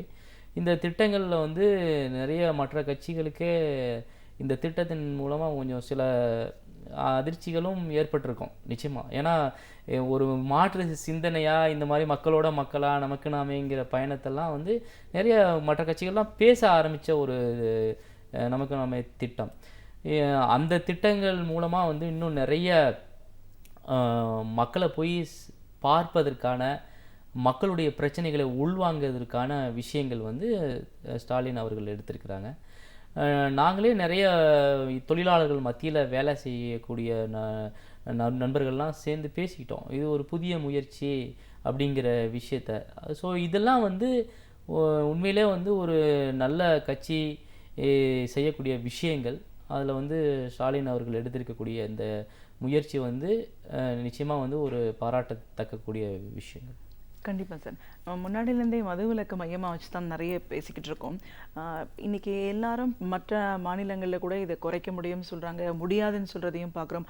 அதெல்லாம் முழுமையாக ஒழிக்கிறதுக்கான வாய்ப்பு இல்லை. இப்படி பலதரப்பட்ட கருத்துக்கள் மக்கள் மத்தியில் இருக்கிறத நம்ம பார்க்குறோம். உண்மையிலேயே மதுவிலக்கு அப்படிப்பட்ட ஒரு பிரச்சனை கூடியதா? அதை முழுமையாக விளக்கிறதுக்கான சாத்தியம் இல்லையா? என்ன சொல்கிறீங்க? இல்லை, மதுவிலக்கு வந்து நிச்சயம் வந்து சாத்தியம். அது வந்து சாத்தியம் இல்லைன்னு சொல்கிறவங்க நிச்சயமாக அரசு நடத்துவதற்கு தகுதி இல்லாதவர்கள். எங்களை பொறுத்த மட்டில் மக்கள் நலன் சார்ந்து ஒரு ஆட்சி நடக்குதுன்னா அது வந்து நிச்சயமாக வந்து எல்லா பிரச்சனைகளை பற்றியும் சிந்திக்கணும். நீ தமிழ்நாட்டில் வந்து மதுங்கிறது மிகப்பெரிய பிரச்சனை. மதுவிலக்குக்காக நாங்கள் கேட்டுட்ருக்கோன்னா இது ஒரு மக்கள் நலன் சார்ந்த பிரச்சனை. மக்கள் நலன் சார்ந்த பிரச்சனையை பற்றி தான் நாங்கள் பேசுகிறோம். மக்கள் நலன் சாராத பிரச்சனையை பற்றி நாங்கள் வந்து பேசலை. ஸோ இன்றைக்கி எல்லாருமே வந்து குடிக்கிறாங்க அப்படின்னு சொன்னால், இன்றைக்கி தமிழ்நாட்டில் 8 கோடி பேர் இருக்காங்கன்னா நாளை பின்ன 8 கோடி பேரும் குடித்தாங்கன்னா என்ன ஆகும் யோசித்து பாருங்கள். 8 கோடி பேர் குடிக்கிறாங்க, ஒரு நாளைக்கு வந்து 1 லட்சம் பேர் சாகுறாங்க அப்படின்னு சொன்னால் எல்லாரும் செத்துட்டு யார் இந்த தமிழ்நாட்டில் வந்து ஆட்சி செய்ய போகிறது, எதுக்காண்டி இருக்கிறாங்க, இதெல்லாம் யோசிக்க வேணும். ஆக்சுவலாக இன்றைக்கி வந்து கேரளாவில் அவர் சொல்கிறாரு, மதுவால் வரும் வருமானம் எங்களுக்கு தேவையில்லை. மதுவால் வரும் வருமானம் உண்மையிலே அரசுக்கு அவமானம். இந்த மதுவால் வரக்கூடிய வருமானத்தை பற்றி எங்களுக்கு வந்து கவலை இல்லை, மக்களுடைய நலன் தான் எங்களுக்கு முக்கியம்னு சொல்லிட்டு கேரளா மாநில முதல்வர் வந்து சொல்கிறாரு. இன்றைக்கி நிதிஷ்குமார் பீகார் மாநிலத்தினுடைய முதல்வர், பீகாரில் 10 கோடி மக்கள் இருக்காங்க. 10 கோடி மக்களில் அதனுடைய வருமானம் வந்து கிட்டத்தட்ட வந்து நீங்கள் பார்த்தீங்கன்னா 2000 கோடி வருமானம் வந்து பீகாரில் வந்து வருது ஆக்சுவலாக. ஆனால் அந்தனுடைய முதல்வர் அந்த மக்களுடைய நலனையும் அந்த பெண்களுடைய நலனையும் சிந்திச்சதுனால, யோசித்ததுனால இன்றைக்கி வந்து சொன்னார், இன்றைக்கி மதுவிலக்கை வந்து கொண்டு வந்துட்டார். அவர் வருமானத்தை பற்றி யோசிக்கலை. இன்றைக்கி தமிழ்நாட்டில் 25,000 கோடி 30,000 கோடி வருமானம் வருது. ஆனால் எத்தனை கோடி மக்கள் இன்றைக்கி அதனால் வந்து அல்லல் படுறாங்க, ரொம்ப வந்து துக்கப்படுறாங்க, எவ்வளவு பிரச்சனைகள் வருது, எத்தனை குடும்பத்தில் வந்து வருமானம் போகுது, எத்தனை குடும்பத்தில் பெண்கள் தங்களுடைய தாலியை இழக்கிறாங்க. இன்னும் பார்த்தீங்கன்னா அங்கங்கே குடிச்சிக்கிட்டு அசம்பாவிதங்கள் எவ்வளோ நடக்குது. பல பெண்கள் வந்து இன்றைக்கி பாலியல் வன்கொடுமைக்கு ஆளாக்கப்படுறாங்க. குற்றங்கள் காவல்துறையில் இன்றைக்கி அதிகரிப்பதற்கான காரணங்கள் என்ன? இதெல்லாம் யோசிச்சா அதையும் இதையும் நீங்கள் வந்து ஈக்குவல் பண்ணி பார்க்கணும். அப்படி பார்க்கும் பொழுது இந்த மதுவால் வரக்கூடிய இந்த 30,000 கோடி வருமானத்தை காட்டிலும் பல லட்சம் கோடி இழப்பு நிச்சயமாக ஏற்படுங்கிறதுல எந்த சந்தேகமும் கிடையாது. ஏன் அதெல்லாம் பல கட்சி இயக்கங்கள் இதெல்லாம் அதற்கான மாற்று வழிகளை யோசிக்கிறாங்க. மாற்று வழியை பரிந்துரைகளை அரசுக்கு கொடுத்துருக்காங்க. அதை வந்து பரிசீலனை பண்ணி பார்க்கலாம், யோசிக்கலாம். இன்னைக்கு காவல்துறையில் இருக்கக்கூடியவர்களே நிறைய பேர் மதுவுக்கு அடிமையானவர்கள். இன்னைக்கு காவலர்கள் கிட்டத்தட்ட 5000 பேருக்கு இன்னைக்கு வந்து மறுவாழ்வு வந்து கொடுத்துட்ருக்காங்க. இதெல்லாம் வெளியே வரப்படாத தகவல்கள். இன்னைக்கு காவல்துறையில் நீங்கள் நிறைய பேர் பார்த்துருப்பீங்க, காவல்துறையில் இருக்கக்கூடிய போலீஸ்காரங்களாம் குடிச்சிட்டு நடு ரோட்டில் வந்து கிடப்பாங்க. இதை காட்டிலும் ஒரு அவமானம் வந்து தேவையா? இன்னைக்கு காவல்துறை யாருடைய கட்டுப்பாட்டில் இருக்குது? இன்னைக்கு காவலர்களே குடிச்சிட்டு நடு ரோட்டில் கிடந்தா என்ன யார் வந்து சட்டத்தை காப்பாற்றுறது? யார் வந்து அதுக்கான பொறுப்புகளை வந்து எடுத்துக்கிறது? இதெல்லாம் யோசிக்க மாட்டாங்களா? இன்றைக்கி வந்து மது வந்து கொடுத்து அதன் மூலமாக மக்களை மயங்க வச்சு மக்களுடைய மதியை இழக்க வச்சு அதன் மூலமாக வந்து பல குற்றங்கள் நடக்கிறதுக்கு வாய்ப்பை ஏற்படுத்தி கொடுக்குற அரசுலாம் வந்து ஒரு நல்ல அரசு கிடையாது. அது வந்து ஒரு குடியாட்சி கிடையாது. இந்த வந்து குடியை கொடுக்குற ஆட்சி வந்து உண்மையிலே வந்து இந்த மாதிரி மோசமான ஒரு ஆட்சி இருக்கிறதுனா இதெல்லாம் நம்ம வந்து யோசிக்கப்படணும். இன்னொன்று வந்து பீகாரில் அதனுடைய முதல்வர் வந்து இன்றைக்கி எல்லா வந்து கள்ளச்சாராயம் காய்ச்சுபவர் மது தயாரிப்பவர்களுக்கெல்லாம் அதிகபட்சமாக மரண தண்டனைன்னு சொல்லியிருக்காரு. குடிச்சுவிட்டு நடு ரோட்டில் பிரச்சனை பண்ணுறவங்களுக்கு இத்தனை 5 ஆண்டுகள் சிறை தண்டனை கொடுக்கப்படும், கடுமையான சட்டங்கள் ஏற்றப்படும் அப்படின்னு சொல்லியிருக்காரு. கிட்டத்தட்ட வந்து 600 வந்து மறுவாழ்வு மையங்கள் ஏற்படுத்துவதற்கான அந்த சட்டங்களை தனியாக ஏற்றி அதில் வந்து சொல்லியிருக்காரு. அப்போ ஆட்சியே தன் கட்டுப்பாட்டில் வச்சுக்கிட்டு, காவல்துறையை தன் கட்டுப்பாட்டில் வச்சுக்கிட்டு மதுவிலக்கு வந்து அமுல்படுத்தி அதன் மூலம் கள்ளச்சாராயம் பெருகும் அதெல்லாம் வந்து சொல்கிறதுக்கு உண்மையில வந்து சொல்லக்கூடாது. அதிகாரம் கையில் இருக்குது, சட்டங்கள் கையில் இருக்குது, காவல்துறை கையில் இருக்குது. கள்ளச்சாராயம் காய்ச்சுபவர் யாருங்கிற விஷயம் தெரியும்.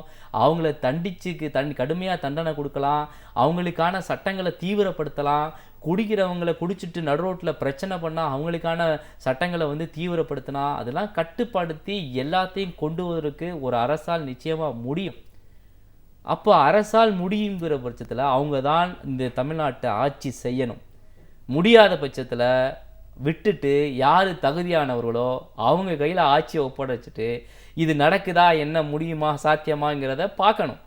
ஸோ அதெல்லாம் வந்து செய்யணும். இந்த அரசு வந்து தன்னைத்தானே சுய பரிசோதனை செய்து கொண்டு இன்றைக்கி இந்த மதுவிலக்கு தமிழ்நாட்டில் தேவை அப்படிங்கிற குரல் அதிகமாக இருக்கிற பட்சத்தில் அந்த குரலை உள்வாங்கி கொண்டு அதை நடைமுறைப்படுத்துவதற்கான செயலை வந்து நிச்சயமாக செய்யணும்.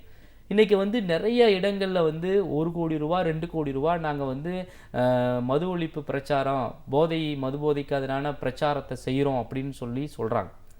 அப்போ அப்படிப்பட்ட அரசுலாம் உண்மையிலே வந்து மதுவிலக்கை செஞ்சுட்டு போயிட வேண்டியதானே, மதுவிலக்கை அமுல்படுத்திட்டு போயிட வேண்டியதானே. நாங்கள் வந்து கண் துடைப்புக்காக அங்கங்கே வந்து நாங்கள் வந்து அவேர்னஸ் கொடுக்குறோம் அப்படிங்கிறதெல்லாம் சொல்கிறதெல்லாம் நல்லதில்லை. இன்னொன்று வந்து இந்த மது போதையினுடைய பாதிப்புகள் குறித்து பள்ளி பாட புத்தகத்தில் கொண்டு வரணும்.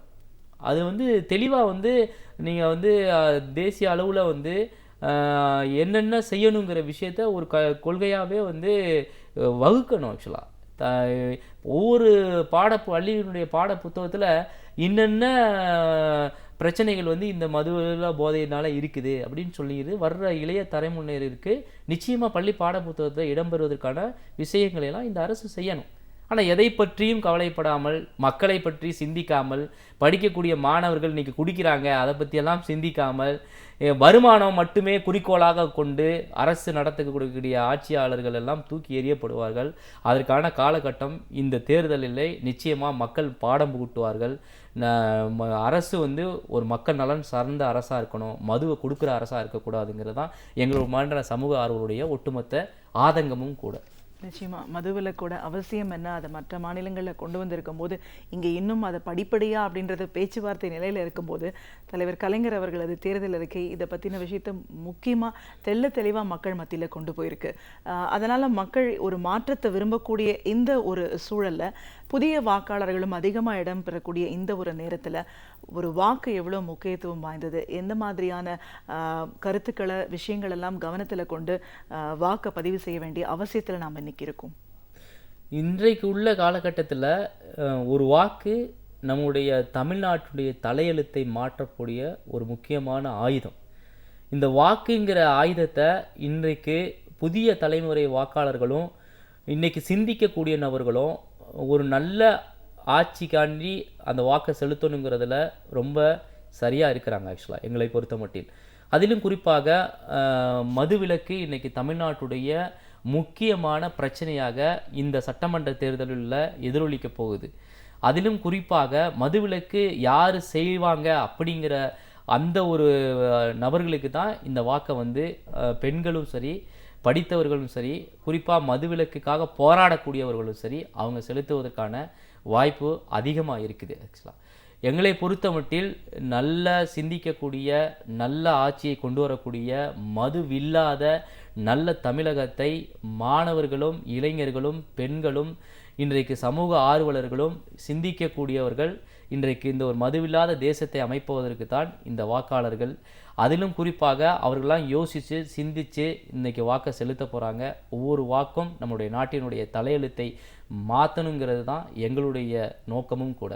ஒரு சமூக ஆர்வலரா இன்னைக்கு மதுவினால பாதிப்பு அப்படின்னு வரும்போது சின்ன குழந்தைங்கள்ல இருந்து வயதானவங்க வரைக்கும் எவ்வளோ பெரிய ஒரு பாதிப்புகளை இதை ஏற்படுத்தியிருக்கு. பள்ளி மாணவர்கள் பள்ளியில் போய் கல்வியை கற்கிறத தாண்டி இந்த மாதிரியான ஒரு பழக்க வழக்கத்துக்கு எவ்வளோ தூரம் அடிமையாகிறாங்க. பெண்கள் பாதிக்கப்பட்டிருக்காங்க, இளைஞர்கள் எப்படி பாதிக்கப்பட்டிருக்காங்க, அதற்காக நடந்த போராட்டங்கள், அதில் நீங்கள் உங்களை இணைச்சிக்கிட்ட விதம், இதையெல்லாம் தாண்டி ஒரு அரசு இதை எந்த மெத்தன போக்கோட இதை கையாண்டு இருக்கு. ஒரு மாற்றம் தேவைன்னு வரும்போது அந்த முக்கியத்துவம் என்ன? திமுக தலைவர் கலைஞர் அவர்களது தேர்தல் அறிக்கையில் மதுவிலக்கு சார்ந்த விஷயத்துக்கு எவ்வளோ தூரம் முக்கியத்துவம் கொடுக்கப்பட்டிருக்கு, அதை சட்டமாக்கணுன்ற அளவுக்கு ஒரு சிந்தனை போயிருக்கு. மக்கள் வரவேற்கத்தக்க பல விஷயங்கள் இந்த தேர்தல் அறிக்கையிலையும் இடம்பெற்றதுக்கான காரணம் அதையும் தாண்டி ஒரு வாக்காளர் இன்னைக்கு இருக்கிற அரசியல் சூழல் சார்ந்து ஒரு வாக்கு பதிவு செய்ய வேண்டிய அவசியத்தில் ஏன் இருக்கும்னு பல கருத்துக்களை எங்களோட நீங்கள் இன்னைக்கு முழுமையாக பகிர்ந்ததுக்கு நன்றி. நன்றி. இலக்கிய தேடல்கள், வரலாற்று சான்றுகள், இவைகளிலிருந்து நாம் அறிந்திராத பல அரிய தகவல்களை நமக்கு அழகு தமிழில் வழங்க வருகிறார் பேராசிரியர் சுப வீரபாண்டியன் அவர்கள். நம் விடையிலே வா நிகழ்ச்சியின் அடுத்த பகுதியாக வரவிருப்பது ஒன்றே சொல் நன்றே சொல்.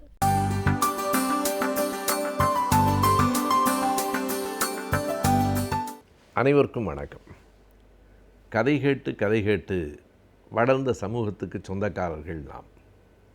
ஆனால் இன்றைக்கு குழந்தைகளுக்கு கூட கதை சொல்லுவதை நம்மில் பலர் நிறுத்திவிட்டோம். கதைதான் பிள்ளைகளிடம் எளிதில் போய் சேரும். கதை என்பது வளர்ந்தவர்களுக்கும் கூட மிக இயல்பாக பிடித்தமான ஒன்று என்பதை இன்றைக்கும் திரைப்படங்களுக்கு இருக்கிற செல்வாக்கை வைத்து நாம் அறிந்து கொள்ள முடியும். ஆனால் இந்த கதைகளை பிள்ளைகளுக்கு நாம் அன்றாடம் சொல்லுகிறோமா? அப்படி சொல்லுவதற்கு நல்ல கதைகள் நம்மிடத்திலே இருக்கின்றனவா? குழந்தைகள் இலக்கியத்தை போதுமான அளவிற்கு நாம் வளர்த்திருக்கிறோமா என்கிற கேள்விகளுக்கெல்லாம் நம்மிடத்திலே ஒரு அச்சம் சார்ந்த விடைகள் தான் இருக்கின்றன. போதுமான அளவிற்கு குழந்தை இலக்கியம் வளரவில்லை என்பதுதான் உண்மை. இந்த சூழலில் சின்ன கதைகள் என்கிற பெயரில் ஒரு சின்ன புத்தகம் வெளிவந்திருக்கிறது. உண்மையிலேயே அது சின்ன புத்தகம்தான். அளவிலும் அதனுடைய பக்கங்களிலும் எல்லா விதத்திலும் மிக சின்ன புத்தகம்தான். ஆனால் பெரிய செய்திகளை அது உள்ளடக்கி இருக்கிறது. காட்டாங்குளத்தூரில் இருக்கிற கலை அறப்பேரவை வெளியிட்டிருக்கிற அந்த புத்தகத்தை கலைவாணன் அவர்கள் எழுதியிருக்கிறார். பல்வேறு பொம்மலாட்டங்களை நடத்தி தமிழ்நாடு முழுவதும் புகழ் பெற்றிருக்கிற கலைவாணன் குழந்தைகளுக்காகவே இந்த கதைகளை எழுதியிருக்கிறார். இந்த கதைகளில் இருக்கிற செய்தி என்ன என்றால், உள்ளே இருக்கிற பறவைகள், விலங்குகள் எல்லாம் பேசும். எல்லாம் பேசினால்தான் அது கதை. எனவே அப்படி இந்த பறவைகள் பேசுவதும் விலங்குகளும் மனிதர்களும் பேசிக்கொள்வதும் அவற்றையெல்லாம் ஒரு சின்ன கதை வடிவமாக்கி சின்ன அளவிலான புத்தகம். அதிலேயே 2 பக்கம் 3 பக்கத்துக்கு மேல் எந்த கதையும் இல்லை. ஒரே ஒரு பக்கத்தில் முடிந்து போய்விடுகிற கதையும் உண்டு. இப்படி சில கதைகளை தொகுத்து அவர் எழுதியிருக்கிறார். அதில் இருக்கிற கதைகளை அமர்ந்தால் அரை மணி நேரத்தில் படித்து விடலாம். ஆனால் அது நாம் படிப்பதற்காக இல்லை, பிள்ளைகள் படிக்க வேண்டும். பிள்ளைகள் உள்ளே இருக்கிற செய்திகளை உணர்ந்து உள்வாங்கிக் கொள்ள வேண்டும் என்பதற்காக எழுதப்பட்டிருக்கிற கதைகள். எனவே பெற்றோர்கள் அந்த சின்ன புத்தகத்தை, சின்ன சின்ன கதைகளை வாங்கி நம்முடைய பிள்ளைகளுக்கு கொடுக்க வேண்டும். எடுத்துக்காட்டாக அந்த நூலுக்குள் இருக்கிற சில கதைகளை நாம் பார்த்தால் அவை எப்படிப்பட்டவை என்பதை நாம் உணர்ந்து கொள்ளலாம். முதல் கதையே மிக அழகான கதை. ஒரு குருவி, தூக்கணாங்குருவி கூடு கட்டி கொண்டிருக்கிறது. தூக்கணாங்குருவியினுடைய கூட்டினை பார்த்தவர்களுக்குத்தான் அதனுடைய அழகு புரியும். கிராமங்களில் இன்றைக்கும் பார்க்கலாம், நகரங்களில், மாநகரங்களில் தூக்கணாங்குருவிகளும் இல்லை, தூக்கணாங்குருவிகளுக்கு கூடுகளும் இல்லை. ஆனால் இன்னமும் கிராமங்களிலே அவை மிச்சப்பட்டிருக்கின்றன. அந்த தூக்கணாங்குருவி கூடு ஒரு எழில் வாய்ந்தது என்று சொல்ல வேண்டும். ஒரு மிகப்பெரிய பொறியாளர் கூட அப்படி வடிவமைத்து கட்டிவிட முடியுமா என்று நமக்கு தெரியவில்லை. அந்த தூக்கணாங்குருவி கட்டி கொண்டிருக்கிற, கூடு கட்டி கொண்டிருக்கிற அழகை பார்த்து கொண்டே இருந்த ஒரு குயில் அழுகிறது. என்ன இவ்வளவு அழகாக கட்டுகிறது இந்த தூக்கணாங்குருவி, நமக்கு ஒரு கூடு கட்ட தெரியவில்லையே என்று குயில் வருத்தப்படுகிறது. குயிலுக்கு இப்போதும் கூட கூடு கட்ட தெரியாது, நாம் அறிவோம். காக்கைகளின் கூட்டிலே தான் குயில் தன் முட்டையையும் கொண்டு போய் போடும். காக்கை தன்னுடைய முட்டை என்று நினைத்து அதனை பொரிக்கும். அந்த குஞ்சுகளெல்லாம் வளருகிற போது எல்லா குஞ்சுகளும் கா கா என்று கத்தும். ஏதேனும் ஒரு குஞ்சு கூ கூ என்று கத்தினால் இது தன்னுடையதல்ல, இது குயிலின் குஞ்சு என்று புரிந்து அந்த காக்காய் அதனை விரட்டிவிடும். இது நாம் அறிந்த செய்தி. இப்போது இந்த காக்காய், மிக நல்ல காக்காய், குயிலை பார்த்து கேட்கிறது, ஏன் அழுகிறாய் என்று கேட்கிறது. ஒன்றுமில்லை, தூக்கணாங்குருவியின் கூடு பார்த்தேன், பார்த்தால் ரசிக்க வேண்டும், ஏன் அழ வேண்டும்? ஒன்றுமில்லை, என்னால் இப்படி ஒரு கூடு கட்ட தெரியவில்லையே என்று நினைத்து அழுகிறேன் என்று குயில் சொன்னது. அதற்கு காக்காய் சொல்லிற்று, அதற்காக ஏன் கவலைப்படுகிறாய்? ஒவ்வொருவருக்குள்ளேயும் ஒவ்வொரு விதமான திறமை உண்டு. தூக்கணாங்குருவி இத்தனை அழகாக கூடு கட்டுகிறது, உன்னால் முடியவில்லை, உண்மைதான். ஆனால் நீ ஒரு பாட்டு பாடினால் உன்னை போல இனிமையாக தூக்கணாங்குருவியால் பாட முடியுமா? கூடு கட்டுவது அதற்கு உள்ள திறமை, பாடுவது உனக்கு உள்ள திறமை. அவரவருக்கு உள்ள திறமையை நினைத்து நிறைவடைய வேண்டுமே தவிர இன்னொருவரிடம் உள்ள திறமை தனக்கு இல்லையே என்று கவலைப்படக்கூடாது என்று எல்லாவற்றையும் எழுதிவிட்டு கடைசியாக 2 வரிகளை கலைவாணன் எழுதியிருக்கிறார். குருவி கூடு தனி உடைமை, குயிலின் பாட்டு பொது உடைமை என்று எழுதியிருக்கிறார். அந்த கூட்டை விட இது உயர்ந்தது.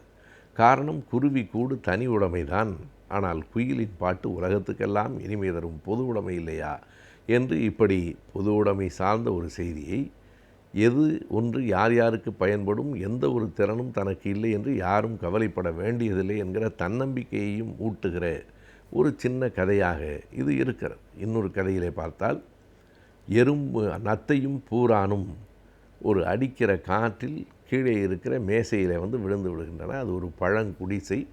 அந்த குடிசையிலே ஒட்டி கொண்டிருந்த பூரானும் நத்தையும் காற்று அடித்தவுடன் அந்த வீட்டுக்குள் இருக்கிற மேசையில் விழுந்து விடுகின்றன. 2 மேசையிலிருந்து அந்த பக்கம் இந்த பக்கம் ஓடி இறங்குவதற்கு முயற்சிக்கின்றன. பூரானுக்கு கால்கள் அதிகம், எனவே அது விரைந்து நடக்கிறது. நத்தையால் அவ்வளவு விரைந்து நடக்க முடியாது, கால்கள் இல்லை. எனவே பூரான் நத்தையை பார்த்து கேலி செய்கிறது, உனக்கு பாவம் காலே இல்லை, நீ ஊர்ந்து ஊர்ந்து வருவதற்குள் ஒரு வழி ஆகப் போகிறாய், நான் விரைந்து போகிறேன் என்று அந்த நாற்காலியின், அந்த மேசையினுடைய விளிம்பு வரைக்கும் வருகிற பூரான் இறங்குவதற்கு அச்சப்பட்டு எப்படி இறங்குவதென்று தெரியாமல் சட்டென்று திரும்ப வருகிறது. மறுபடியும் இந்த பக்கத்திலே போய் பார்த்தால் இங்கேயும் அதே அளவுக்கு இறங்க வேண்டியிருக்கிறது. அது இறங்கவில்லை. ஆனால் மெல்ல மெல்ல நகர்ந்து வந்த அந்த நத்தை மேசையின் விளிம்புக்கு மெதுவாக அதன் கால்களின் வழி இறங்கி கீழே பத்திரமாக இறங்கி விடுகிறது. இதனை சொல்லிவிட்டு 2 வரிகளில் அந்த கதையை கலைவாணன் முடித்திருக்கிறார். நடக்கும் கால்களில் இல்லை வாழ்க்கை, நடக்கும் என்கிற நம்பிக்கையிலே தான் இருக்கிறது. கால்கள் முக்கியமானவை தான், ஆனால் கால்களை விட நடக்கும் என்கிற நம்பிக்கை முக்கியமானது. நடக்கும் கால்களில் இல்லை வாழ்க்கை, நடக்கும் என்கிற நம்பிக்கையிலே தான் இருக்கிறது என்று இந்த கதை சொல்லும்போது நம்மால் முடியும் என்று நம்ப வேண்டும் என்கிற எண்ணம் பிள்ளைகளுக்கு வரும். ஒரு ஆடு, அதை மேய்த்து கொண்டிருக்கிற முதியவர் பக்கத்தில் இருக்கிற அந்த வயலின் சொந்தக்காரர், இவர்களை வைத்துக்கொண்டு இன்னொரு சின்ன கதை இருக்கிறது. ஒரு முதியவர் மலை அடிவாரத்திலே ஆடுகளை மேய்த்து கொண்டிருக்கிறார். ஆடுகளை மேய்ப்பது மிக கடினமானது. ஒரு ஆடு அங்கே இருக்கிற வயலுக்குள்ளே போய் அங்கே இருக்கிற நாற்றுகளை எடுத்து தின்று விடுகிறது. அந்த வயலின் சொந்தக்காரர் அல்லது காவல்காரர் உறக்க சத்தமிடுகிறார், என்னையா ஆடு மேய்க்கிற நீ? உன் ஆடு வந்து என் வயலில் இருக்கிற நாற்றையெல்லாம் சாப்பிடுது என்று சொன்ன உடனே இந்த ஆடு மேய்க்கிறவருக்கு கோபம் வந்து கையில் இருக்கிற சாட்டை எடுத்து கொண்டு போய் ஓங்கி அடிக்கிறார். வலி தாழாமல் ஆடு ஓடி வருகிறது. அவ்வளவுதான் கதை. ஆனால் அதற்குள்ளே சில கேள்விகள் இருக்கின்றன. வயல் உன்னுடையது என்றால் வேலி போட்டிருக்க வேண்டாமா? வேலி போட்டிருந்தால் ஆடு உள்ளே வருமா? நீ வேலி போடவில்லை. இந்த வயலில் இருக்கிற நாற்றுகளை தின்னக்கூடாது என்கிற சட்டமெல்லாம் ஆட்டுக்கும் தெரியாது. வேலியும் போடவில்லை, ஆட்டுக்கும் கற்பிக்கவில்லை. ஆனால் தண்டனை மட்டும் கொடுக்கிறீர்களே, என்ன நியாயம்? பாதுகாக்கப்பட வேண்டியவைகள் பாதுகாக்கப்படுவதில்லை, சொல்லித்தரப்பட வேண்டியவைகள் சொல்லித்தரப்படுவதில்லை. ஆனால் தண்டனைகள் மட்டும் எல்லோருக்கும் காத்திருக்கின்றன என்றால் இது எப்படி நியாயம் என்று அந்த கதை கேட்கிறது. ஒவ்வொரு குழந்தையும் படிக்க வேண்டிய கதை. ஒவ்வொரு சிறுவர் சிறுமிக்கும் பெற்றோர்கள் வாங்கி கொடுக்க வேண்டிய சின்ன புத்தகம்தான் இந்த சின்ன சின்ன கதைகள். குழப்பமான சூழலில் வாழும் மனதை நாம் எவ்வாறு தெளிவாக வைத்திருக்கலாம் என்பதை பற்றி நமக்கு விளக்க வருகிறார் டாக்டர் நம்பி அவர்கள். நம் விடியலை வாழ நிகழ்ச்சியின் அடுத்த பகுதியாக வரவிருப்பது மனமே மனமே.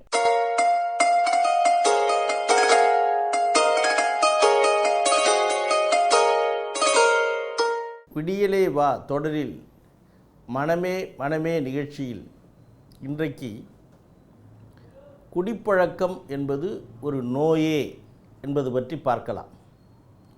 மது அருந்துவது என்பது தொண்டை தொட்டு நம் நாட்டில் இருந்து வந்தாலும் அண்மை காலங்களில் மிக அதிக அளவில் இது வெளிப்பட்டிருக்கிறது அல்லது தெரிய வந்திருக்கிறது என்பது கண்கூடு.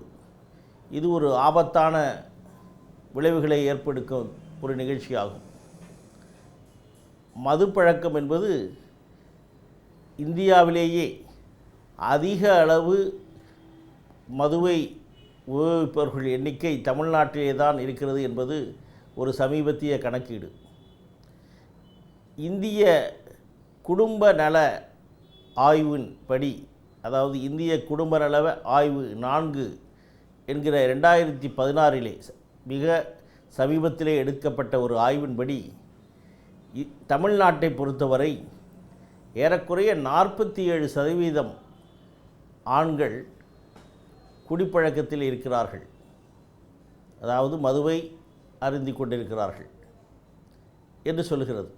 அதாவது நேஷ்னல் ஃபேமிலி ஹெல்த் சர்வே 2016 என்று சொல்லப்படுவது. அதேபோல் நாங்கள் ஒரு சமுதாய அளவிலே எடுத்த ஒரு கணக்கீடின்படி மகாபலிபுரம் அருகே ஒரு கிராமத்தில் எடுத்த வீடு வீடாக சென்று அத்தனை வீடுகளையும் எடுத்த கணக்கின்படி அங்கே இருக்கிற மொத்த ஜனத்தொகையிலே வயது வந்த ஆண்கள், 18 வயதுக்கு மேற்பட்ட ஆண்கள் ஏறக்குறைய 48% பேர் ஏதாவது ஒரு காலத்திலே மதுவை அருந்தி கொண்டிருக்கிறார்கள், எப்போதாவது அருந்தி கொண்டிருக்கிறார்கள் என்கிற கணக்கெடுப்பு தெரிகிறது. இதிலே ஏறக்குறைய 20% பேர் மதுவுக்கு ஒரு அடிமையாகின்ற நிலை, அதாவது சாதாரண மக்களுடைய பார்வையிலே அது அடிக்ஷன் என்று சொல்வார்கள், தே ஆர் அடிக்ட் என்று சொல்வார்கள். எங்களுடைய மருத்துவ மொழிப்படி அதை டிபெண்டன்ட் என்று சொல்லுவோம். அதாவது அதற்கு அடிமையாகிவிட்டவர்கள், அந்த போதைக்கு அடிமையாகிவிட்டவர்கள், அல்லது அந்த மதுவையே சார்ந்து இருக்கக்கூடிய ஒரு கட்டாயத்திற்கு தள்ளப்பட்டவர்கள் என்கிற நிலையிலே இருக்கிறார்கள்.